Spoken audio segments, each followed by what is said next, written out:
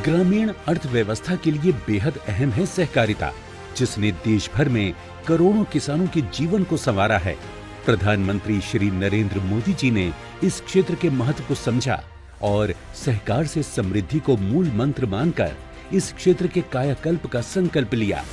देश में लगभग 1 लाख प्राथमिक कृषि साख समितियां यानी पैक्स हैं, जो सहकारिता की आत्मा हैं। इनका इतिहास 100 साल से अधिक प्राचीन है। पैक्स देश में सबसे निचले स्तर पर कार्य करते हुए किसानों को ऋण की सुविधा उपलब्ध कराती हैं। ये सहकारी समितियां अपने बायलॉज के हिसाब से चलती हैं। कई पैक्स के बायलॉज दशकों पुराने हैं और इनमें समय के साथ परिवर्तन की जरूरत है। माननीय सहकारिता मंत्री जी के नेतृत्व में सहकारिता मंत्रालय ने देश के तमाम पैक्स को बहुउद्देशीय और बहुआयामी बनाने के लिए सभी राज्यों, केंद्र शासित प्रदेशों और अन्य हितधारकों के परामर्श एवं सहयोग से पैक्स के लिए मॉडल बायलॉज तैयार करने की ऐतिहासिक पहल की है। भारत सरकार एक मॉडल बायलॉज बनाकर भेजी। इसके अंदर हम पैक्स को मल्टीपर्पज, मल्टी डायमेंशनल बनाना चाहते हैं। 25 प्रकार की गतिविधियां पैक्स के साथ जुड़ी। मॉडल बायलॉज को अपनाकर पैक्स विभिन्न प्रकार के व्यवसाय करने के लिए स्वतंत्र हो जाएंगे, जैसे कि अब पैक्स डेयरी, मांसिकी जैसे कारोबार कर सकेंगे। उर्वरक, बीजों की खरीद के साथ साथ अब ये एलपीजी एजेंसी और पेट्रोल पंप खोल सकेंगे। पैक्स के सदस्य बैंकिंग एजेंट के रूप में कार्य करते हुए बैंकों और किसानों के बीच की दूरी को कम कर सकेंगे। इसके साथ ही पैक्स कॉमन सर्विस सेंटर खोल सकेंगे। गांव में सिंचाई सुविधाएं, custom hiring centre, farm machinery, कीटनाशक समेत अन्य कृषि इनपुट्स उपलब्ध करा पाएंगे। इसके साथ ही गांव में कृषि इंफ्रास्ट्रक्चर जैसे गोदामों, cold storage, grading, packaging unit, प्रसंस्करण इकाइयों की स्थापना भी कर सकेंगे।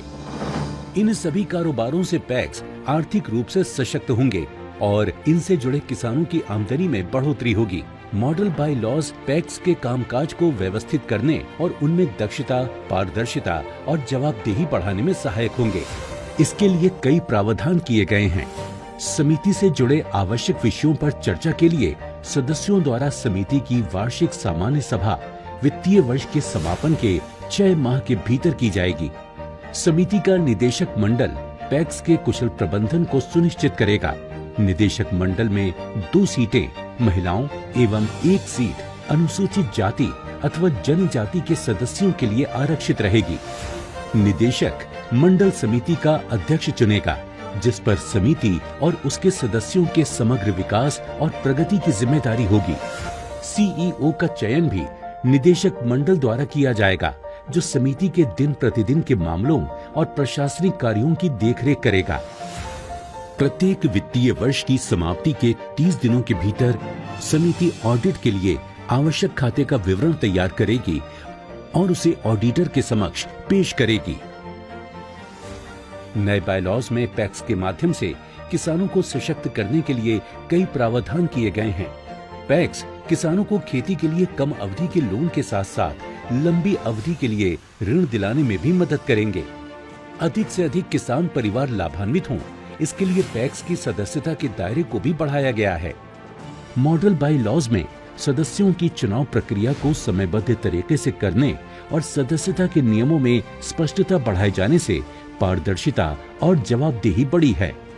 पैक्स कंप्यूटराइजेशन योजना के तहत सभी पैक्स का कंप्यूटरीकरण किया जा रहा है।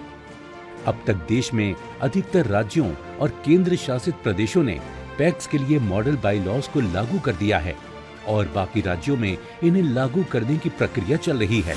मॉडल बाय लॉज करोड़ों किसान परिवारों के लिए एक नए अध्याय की शुरुआत है, जो पैक्स के माध्यम से किसानों की आमदनी में वृद्धि के नए रास्ते खोलकर करोड़ों किसानों को आत्मनिर्भरता की राह पर आगे बढ़ाने में बेहद अहम है।